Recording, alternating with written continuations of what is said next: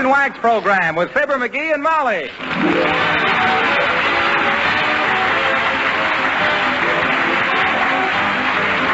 The makers of Johnson Wax products for home and industry present Fibber McGee and Molly, written by Don Quinn and Phil Leslie, with music by the King's Men and Billy Mills Orchestra.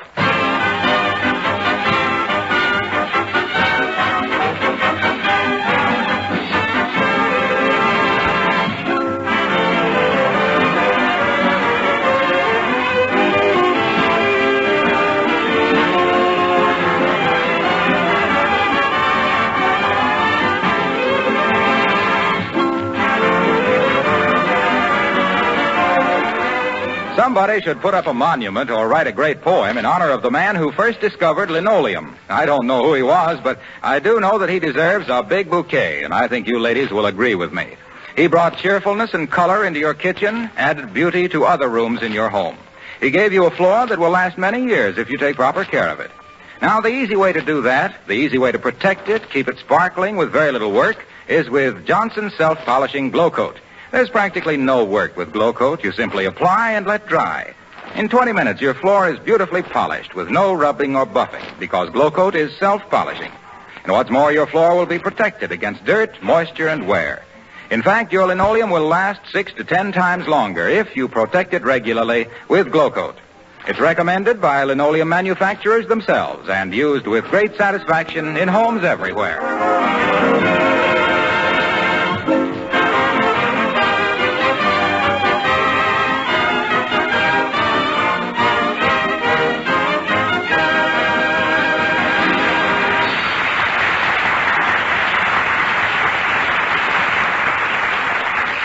The McGees haven't done much reading lately. In 1922, they bought the famous 5-foot shelf of books, but were pretty disillusioned when they found Dr. Eliot didn't even tell what to do for a simple case of Charley horse.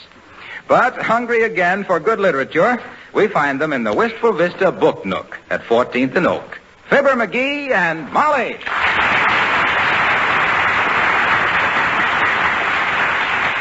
We'd better be buying a book, dearie. Huh? We've been browsing in here for an hour and a half, and the lady in charge is giving us some dirty looks. It don't bother me any. I've been looked at dirty by experts. Hey, I wonder if they got a copy of A Bough Grows in Brooklyn. Isn't that a tree grows in Brooklyn? Well, they wouldn't have that. This is just a branch library. Let's see now. Oh, boy, look at here, Molly. The Book of Models. Oh, airplanes. McGee, here comes yourself. I think we're going to get the old heave-ho. Oh, yeah? I guess we got as much right in here. Oh, hi, sis. How do you find business? I just look out the front window and it walks past. Have you found a book you like, sir? Finally? I'm afraid not, Mrs. Tolliver, madam. Oh, Tolliver, eh? You any relation to the chairman of the pool table committee at the Elks Club, sis? Old Oliver Tolliver? I'm his first wife. Oh. His first wife. Yes, and his last, he says. Might tell Oliver we were in, sis. I'm Fibber McGee, my wife, Mrs. McGee. How do you do, I'm sure. How do you do? My husband has told me a great deal about you, Mr. McGee. You'll find the cheap editions on the table in the rear.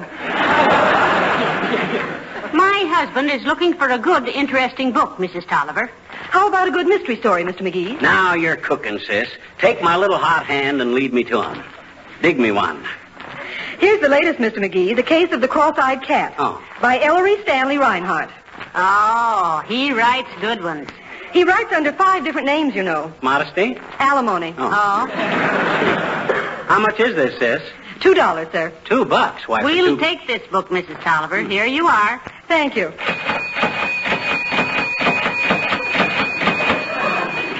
What's the idea, sis? I ring it up 25 cents at a time. There's another bookshop next door, and they think we're doing a whale of a business. Shall I wrap the book for you? Yes, please. All right. In the first place, it's very badly written. The characters are corny, the plot is lousy, and the action is... Hey, what are you doing? Wrapping the book. Oh. I thought you meant wrap it up. That book I can wrap up and down. Do come in again, folks. Oh, thanks. Remember me to Oliver, Mrs. Tolliver. Leave it to me, Mr. McGee.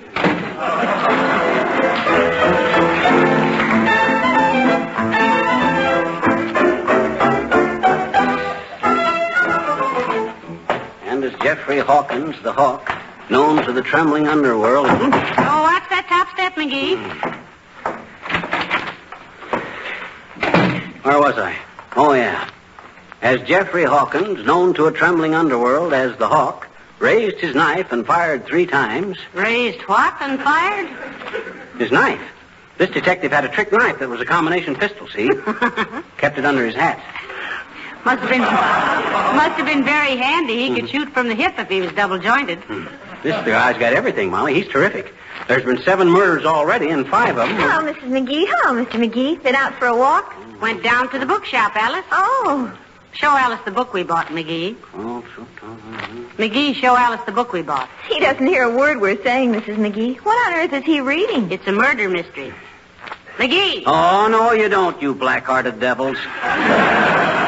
The chains were never forged that would hold Jeffrey Hawkins against... Somebody speak to me? Oh, hi, Alice. Oh, are we home? We came home 5 minutes ago, Jeffrey. That must be a terribly interesting book, Mr. McGee. Oh, baby, this is a doozer. 7 murders already, and I'm just getting to the interesting part. Sounds like it would make a great picture with Gory Cooper. You can read it when I get through, Alice. It's the case of the cross-eyed cat. Oh, that one. That's the one where the murderer turns out to be... Hey, don't tell me. My goodness. No, don't give the plot away, Alice. Though I'll bet that's the only way the author could get rid of it. Well, I read it last week, Mrs. McGee. Mr. McGee, have you got to the place yet where Jeffrey Hawkins goes into the opium den disguised as the Chinese crooner Bing Sing Lo?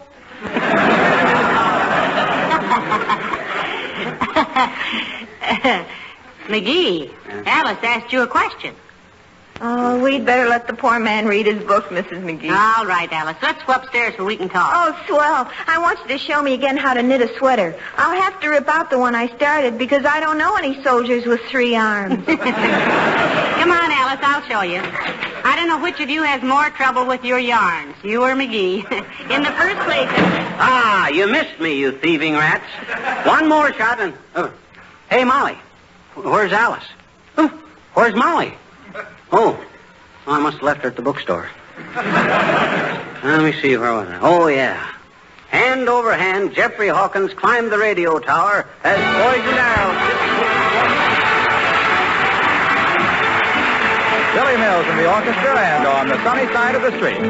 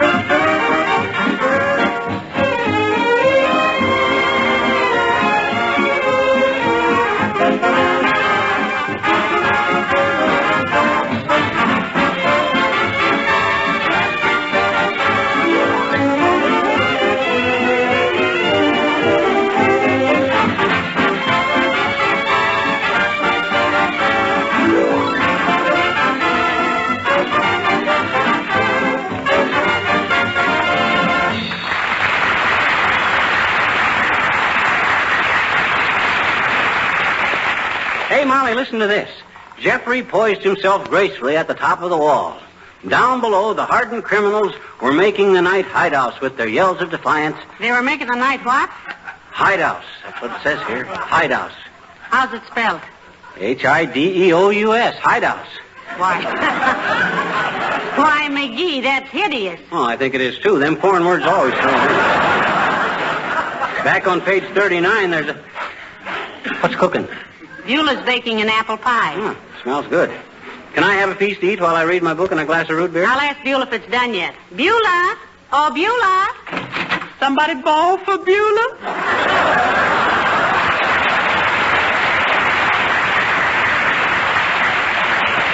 Yeah, how about a slab of that pie to eat while I read, Beulah? Yeah, he wants to ruin his stomach while he improves his mind, but I think it's too near dinner time. I don't believe in that don't eat between meals business now.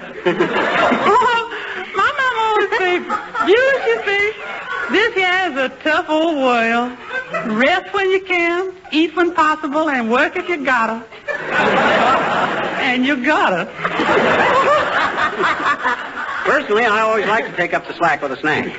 I love to sit down with a hunk of pie and a good book like this. Don't tell me you're reading The Case of the Cross-Eyed Cat, Mr. McGee. Yes, he is, Beulah. You know the book? Not personally, sir. But Ira, he was reading it last night. Ira, that's a gentleman to whom I'm engaged to more than anybody else. Did Ira like the book, Beulah? Ma'am, he says the word's kind of trash, but he likes it. Ira says stuff like Mr. Stories is escape literature. A very intelligent analysis, Beulah. They call it that, Molly, on account of books like this help you escape the realities of life. Thank you too much, Professor. That ain't what Ira means, sir. Huh? He means he's so ashamed of anybody seeing him reading that junk, he'd take it out on a fire escape to read. Yes, but he enjoyed it. Oh, yes, ma'am. He say that book is so full of sudden death, he's afraid to put his finger in it to mark his place.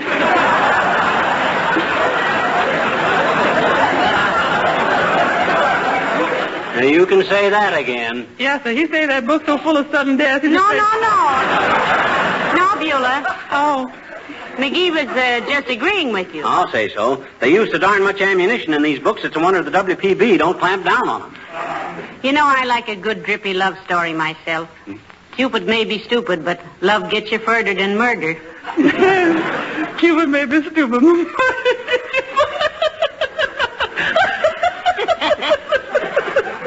Love that little lady.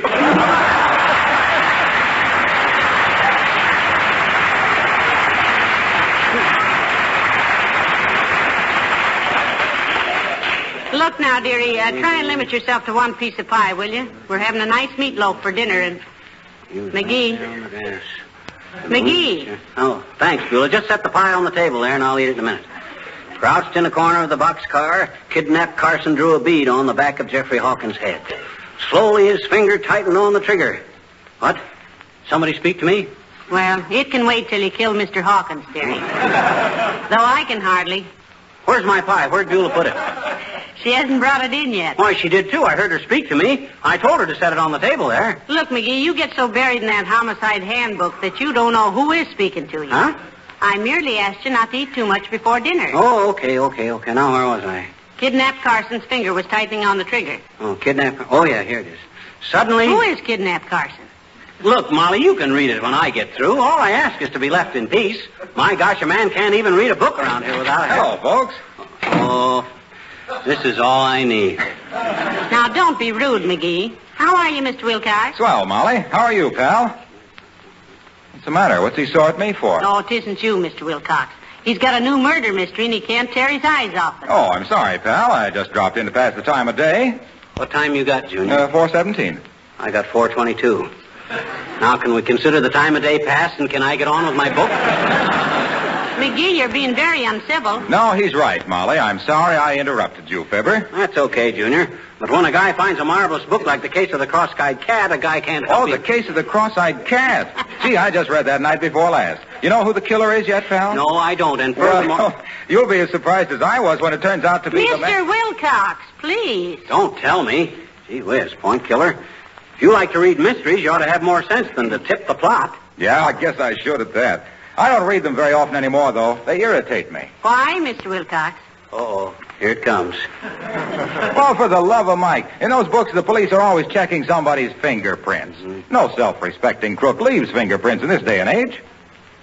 I still don't know how he's going to do it, but he'll get it in there some way. Well, can't a crook be careless, Mr. Wilcox? Oh, I suppose so, but my point is that fingerprints are so outdated. Every good housewife knows that. With the furniture and woodwork protected with a coat of Johnson's wax, fingerprints are a thing of the past. What'd I tell you? If these fiction writers knew as much as a smart housewife, they'd forget that fingerprint stuff. Hubba.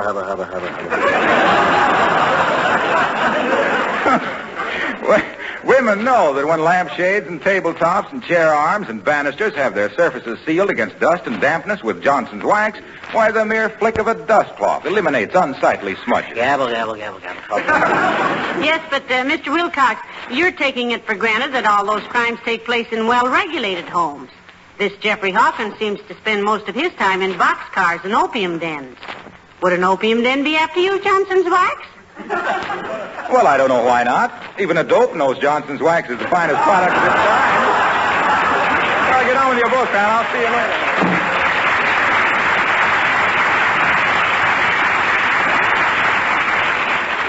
Well, you might have at least said goodbye to him, McGee. Oh, dear. Looks like I'd have to sue Jeffrey Hawkins for alienation of affections. McGee, I'm going upstairs and mend some socks. He's going to miss me like Jones misses Wallace. Oh,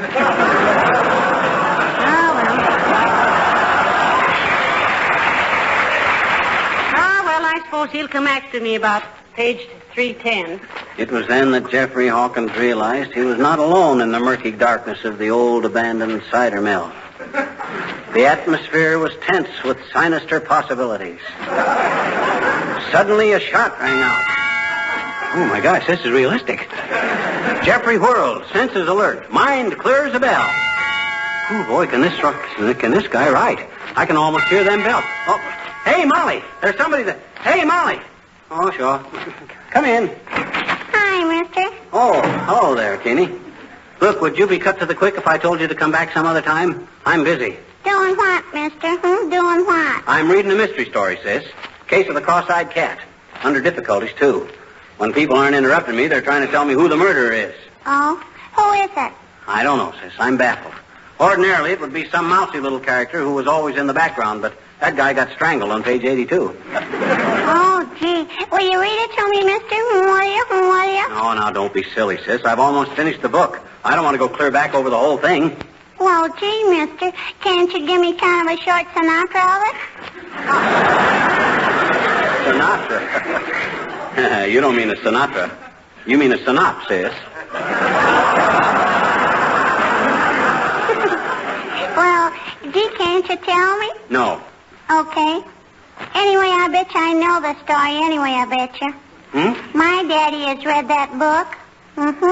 I'll tell you who the murderer is for a quarter. I don't want to know who the murderer is. Everybody wants to tell me. I know who the killer is. Well, don't tell me. For a quarter, I won't tell you. I won't pay it. Okay. The killer Stop. Don't tell me. Here's a quarter, sis. Now beat it, will you? Gee, thanks, mister. You're awfully nice to little children. Yeah. Well, I wish little children would reciprocate. Now scram, will you? Okay. Hey, mister. Now what do you want? I didn't know who the killer was at all. Gee, are you ever a patsy? Yeah, I guess I am, sis. Otherwise, I'd never have been fooled by it myself. Fooled by what, mister? That lead quarter I just gave you.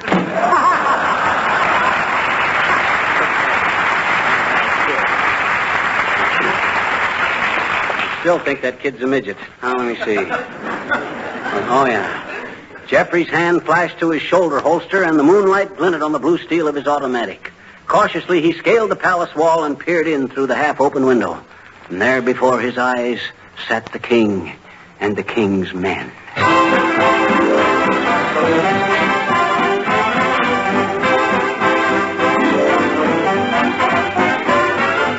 And by an odd coincidence, here are the king's men to sing the Chul song. Who said a woodchuck would chuck wood?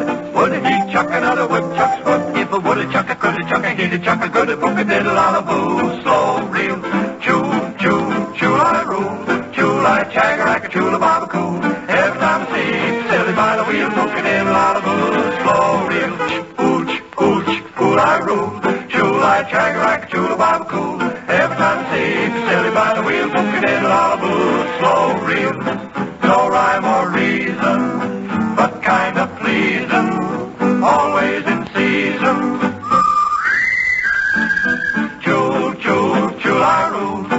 Chula, chagarack, chula, bobacoo.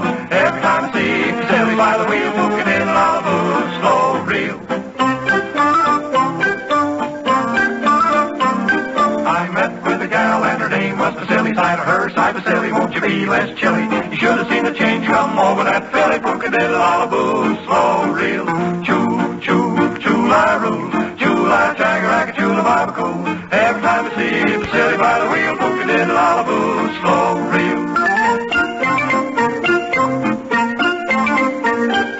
Slice it thick or slice it thin. It ain't where you're going, it's where you've been. This is just where I came in. Pooka-diddle-a-boo, slow reel. The tune is teasy, so cool and breezy. Just take it easy. Choo, choo, choo-a-roo. Choo-la, chagarack, choo-la-bobacoo. Last time I saw Silly by the wheel, pooka-diddle is a riddle with a fiddle in the middle. Took a diller in the back feather. Sure, how silly it makes you feel. Polka-diddle-a-boo, slow reel. Slow reel. Slow reel. Never get a better with a diller in the back of feather.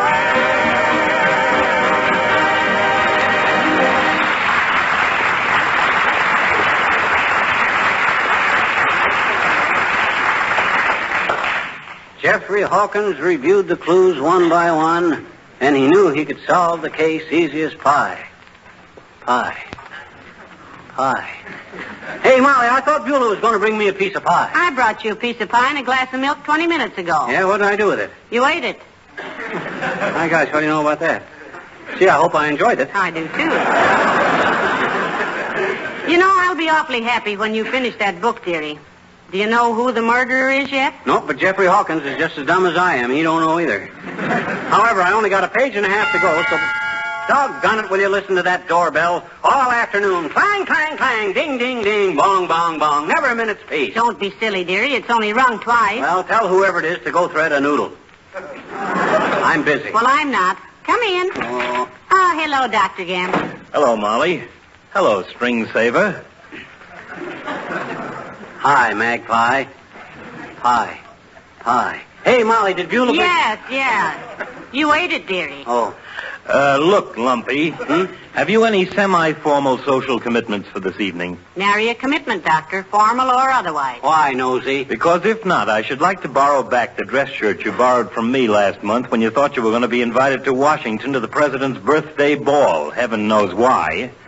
Well, when he sent in his contribution to the March of Dimes, he enclosed his card saying, fine extemporaneous speaker, does card tricks, sings harmony good, and can take off vest without removing coat. Clark Gable was invited, and what's he got that I haven't got? Talent, to mention one little item out of 2 or 3 million. Are you going to a formal party tonight, Doctor? Well, Medical Society's meeting, Molly. I'm reading a paper. You're just bad-mannered enough to do it, too. Sit there all evening and read a paper when all... The doctor means he's making a speech, dearie. Yes, he's making a speech. What's the subject of your paper, Doctor? Oh, it's just a simple little thing. The title is A Pragmatic Approach to the Histology of Hypertension and its Correlation with Freudian Hypotheses Related to Mass Psychology of Wartime Stresses. Sounds a little dull, kid. Want me to take it and gag it up for you? All I want from you, broad britches, is my dress shirt. Do I get it, or do I have to swear out a writ of replevin? Okay, Doc, come on upstairs and identify. Time's a wasting. I got to get back to my book. Just what is that lurid little hunk of half-baked Hemingway you're so involved with? A new mystery, Doctor. The case of the cross-eyed cat. Oh, that's the one where the murderer turns out to be the... Cut it out, will you? I want to read it myself. Oh, I'm sorry. Come on, let's get the shirt. Okay. This meeting tonight's one of the finest.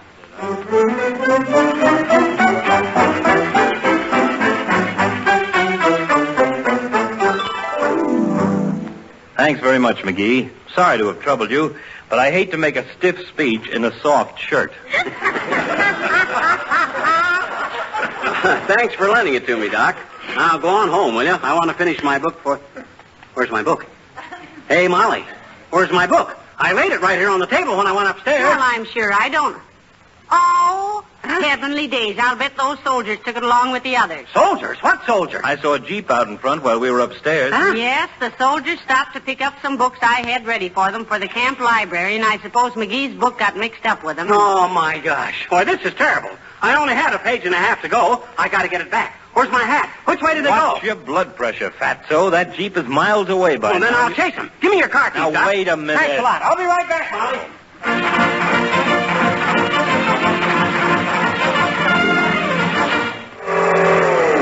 Hey, Bud, did you see a Jeep full of books go past here? Yeah, they turned south on 14th Street, mister. Anything wrong? Yeah, they took my cross-eyed cat, and I got to find out who the killer is. Thanks, Bud. I don't know why these drunken drivers...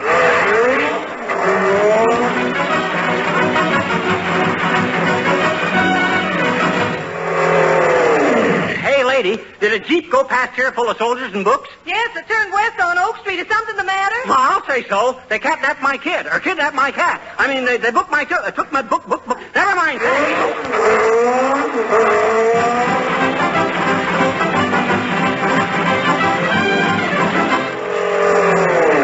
Hey, Mac, did you see a Jeep go past here full of books? Yeah, it did. How long ago? 3 weeks ago Friday. Go fry a pig. Go milk a coconut. All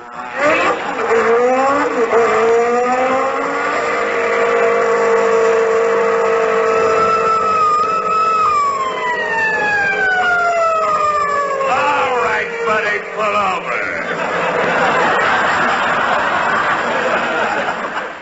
Now, look, officer, I was merely trying... Driver's license. I haven't got a driver's license. This is a friend of mine's car. Did he say you could borrow it?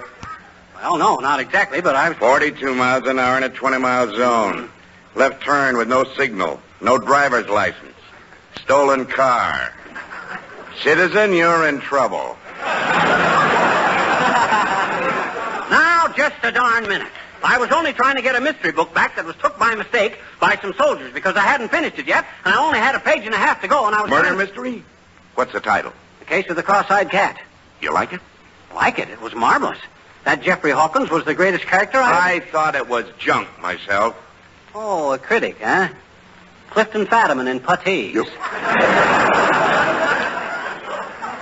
Did you read The Case of the Cross-Eyed Cat? Read it? I wrote it. Huh? Now go on, get out of here and behave yourself.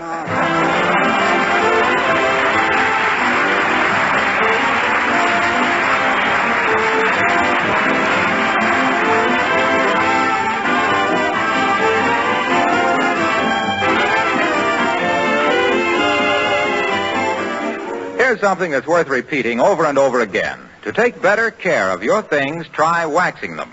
Getting replacements is still difficult, and anyway, it's just good sense to make things last, keep them clean, protect them against wear. Dust and dirt, wear things out more than anything else.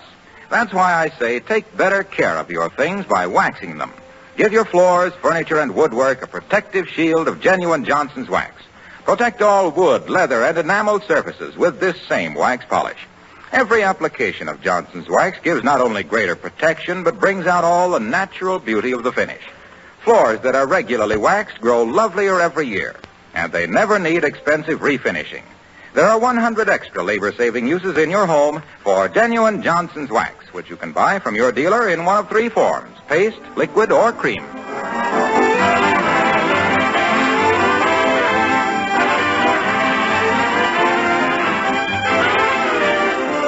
And that's how it was, Molly. I didn't get my book back, but at least they didn't toss me in the pokey. Well, don't feel bad about the book, dearie. We got a new mystery in the mail this afternoon. We did? What's the name of it? Murder on March 15th by H. Morgenthau. How does it pay off? That's the mystery. Oh, I see what you mean. Good night. Good night, all.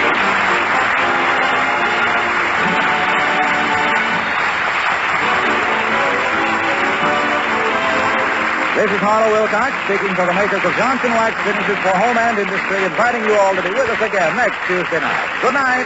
This is the National Broadcasting Company.